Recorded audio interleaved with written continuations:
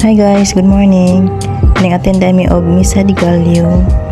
4:30 mag-start kasama ang aking anak. Merry Christmas sa lahat.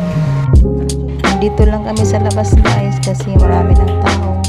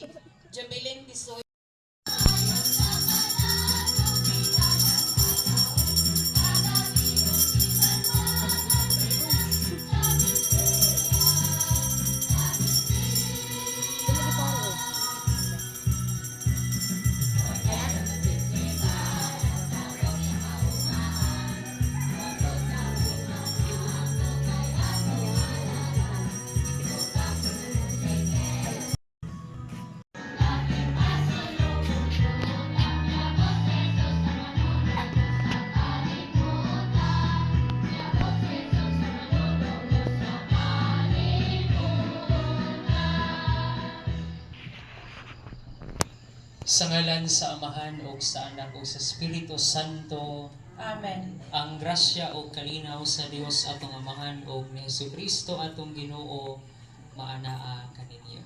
Manausap kanin. Naanata sa siyam o sa katapusan nga adlaw sa ato ang Misa de Gallo. Iuban nato sa ato ang mga gipangayo o giampo ang edad ko halad ko sa adlaw nga natawhan ni Mrs. Lydia Aboy o uban ni usab ko ninyo sa pag-ampo alang sa kapawlayan dayon sa kalang sa inahan. She died just this morning 12:45 tungod sa cardiac arrest. Ato siya nga pipiliin Santos na misa. Maginulsol kita sa atong mga sala aron maandam kita pagsaulog sa Santos nga Eucharistia. Kitang tanan Salamat sa Diyos, kamahan, maagaw sa tanan. Ug kaninyo mga igsuon, nga nakalapas sa kudako iyamo, sa huna-una, sa bulong, sa buhat, ug sa wala pagbuhat sa kinahanglang buhaton. Kaya akong sala, akong dakong sala.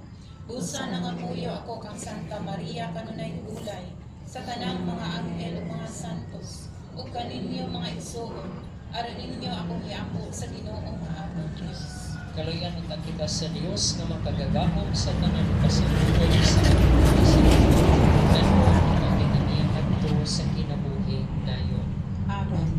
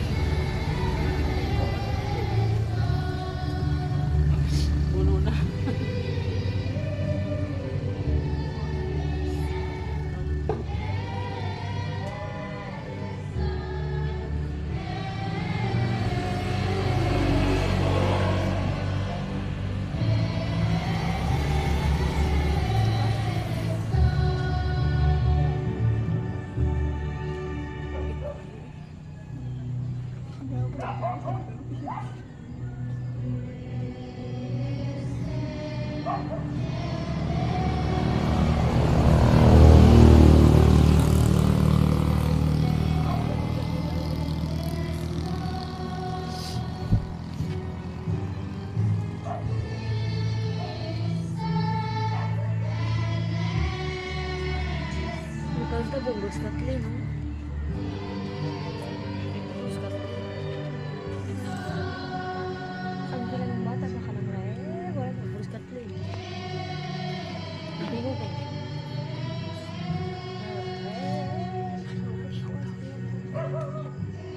Bungkus Kathleen, no?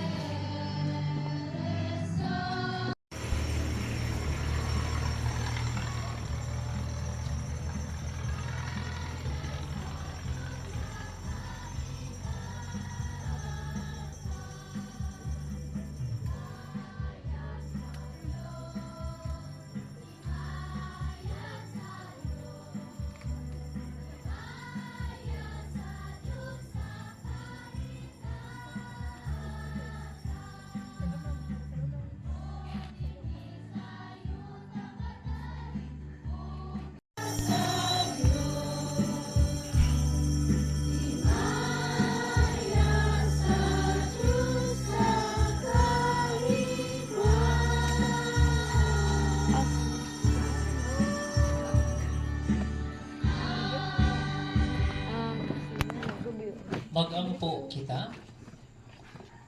Ginoong among Dios, imong gihatag sa tawhanong kaliwat ang tunhayng kaluwasan pinaagi sa pagkainahan sa bulahang Birhen Maria.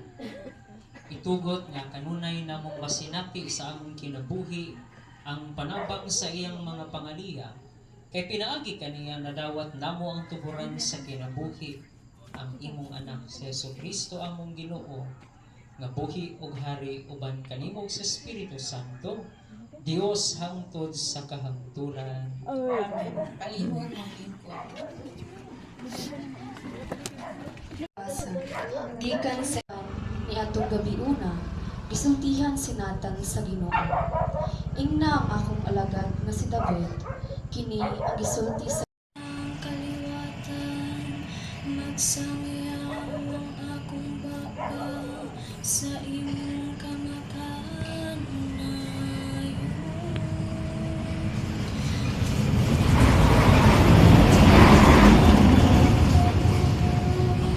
Nagabarong sa kahangturan, sa langit imong gilipod ang imong kamatinud-anon.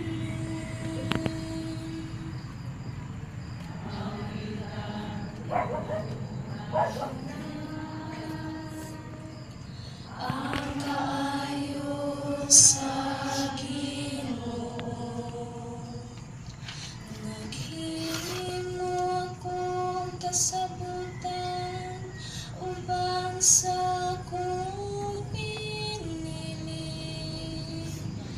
Ganong akong katabi sa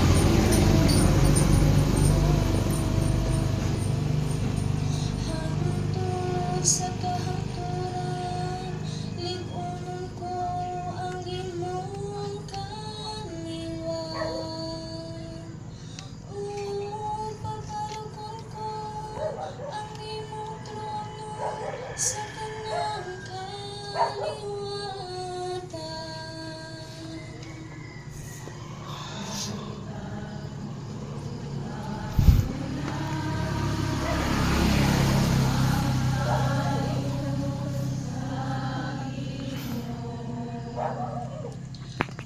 Ingon siya kanako, ikaw ang akong amahan.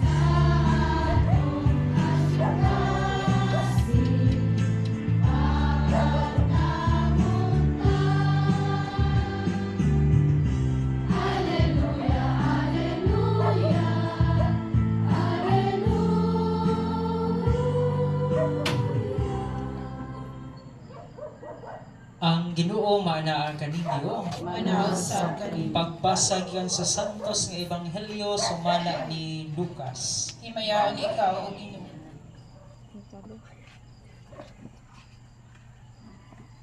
Napuno sa Espiritu Santo ang iyang amahan ni si Zacarias o nanagna.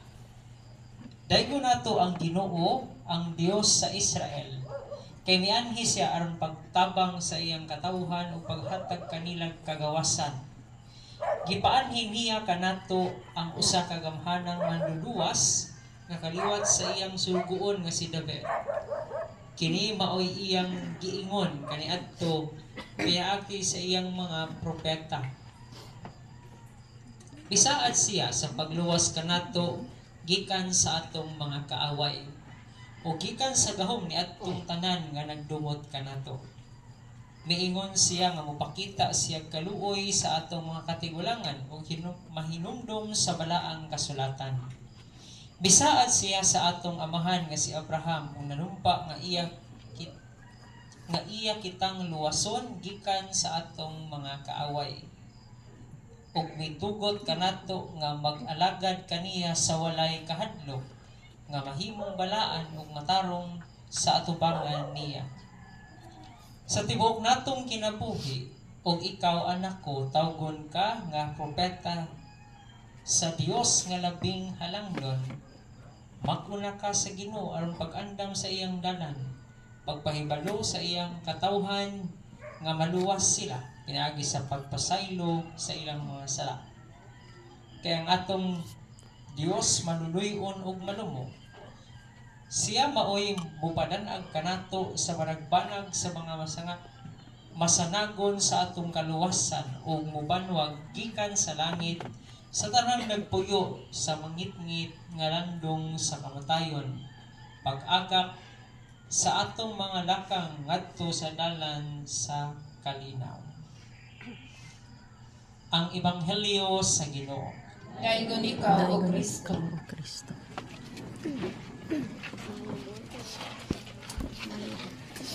Pasensya kay murag mapagyo ko'y tulog. Medyo naglisod kong bukas kong mata. Salamat sa inyong mga pagampo. Balik ko. Niining ikasiyang nga punan niyang mga pulong nga ipangmitlang maoning ania sa Ebanghelyo, mga pulong nga pagdayeg sa Ginoo. Pagdayeg una tungod kay gituman sa Dios ang iyang mga saad. Dili lang sa panahon sa mga propeta, sa mga hari, kundi nagpadayon ang pagtuman niining mga saad bisan pa diha sa panahon ni Juan o ni Jesus. Di tayo sa aral na bayran sa utang, niya kita mabayran, o naman po'y mo gawa sa itong baba, di lang pagdayig. O mga pulong na nga di maayo, no? Makabuhi na tag mga sakit nga mga istorya, pero dili ingon ana ang kahimtang, no? Kung ano na isaad nga gisulti o niya gituman, makadayig sabta sa tawo nga naghimo ni ana. Ug mao na ang nahitabo sa kasingkas ni Zacarias. Iyang gidayig ang Dios sa pagkanito matinumano niini sa iyang mga saad. Sa ikaduhang bahin, iya usab nga gidayig ang Dios tungod sa gasa sa pagkatago kinuan. Nga sa iyang pagmamalantong sa pag-ani ni Kristo, ang tibuok simbahan maluwas gikan sa tanang problema ug mag-alagad kaniya diya sa kaayo o kasantos, bagampo kita sa Ginoo. Ginoo, dali ayaw pagbangon. Nga niining panahon sa Pasko sa pagkatawo sa Ginoo, ang tanang pagkatawo sa atong kapilihan, luwas sa ilang katawan aron pagdawat ng Kristo, pag-alagad kaniya, magampo kita sa Ginoo.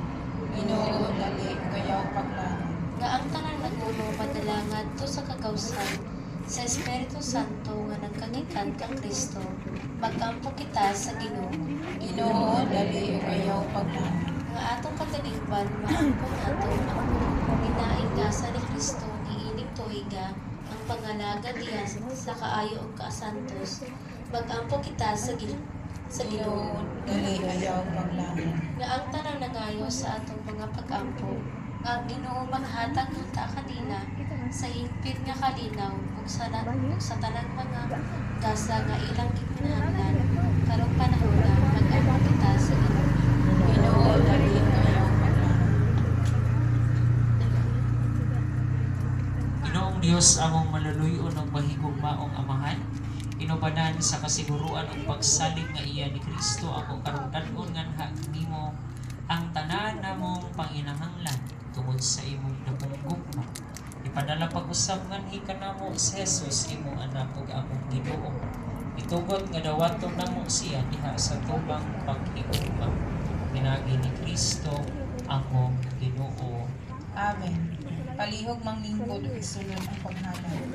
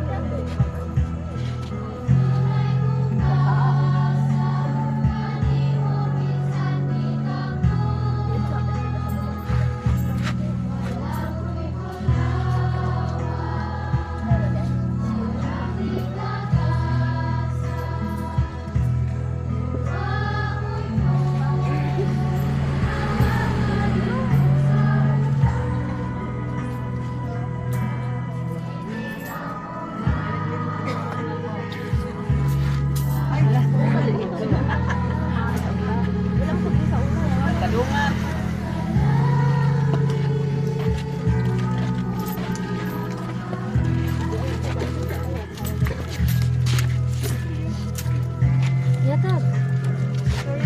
Ay, nga po, hindi.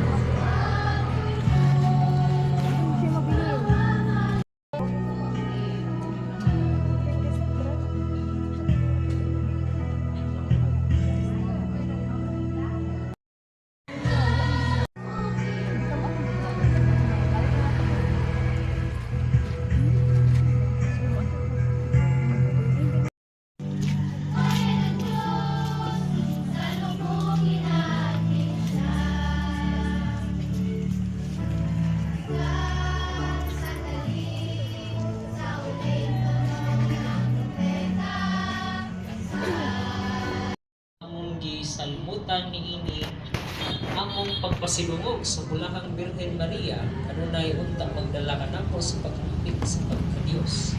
All GKKs. Pag ang atong mga tanan nga mga mas sponsors, Daghang salamat po kaninyong tanan sa makanunayon yung presensya sulod sa siyang kaadlaw nga sa ilong sa misa aginando. Ang Ginoo mana kaninyo manawsa. Bendisyonan kamo sa Dios nga makagagahom sa tanan ng Amahan, Anak ug Espiritu Santo. Amen. Ngalan ng Santos nga misa danan ninyo ang kalinaw ug ang gugma ni Kristo. Salamat sa Diyos.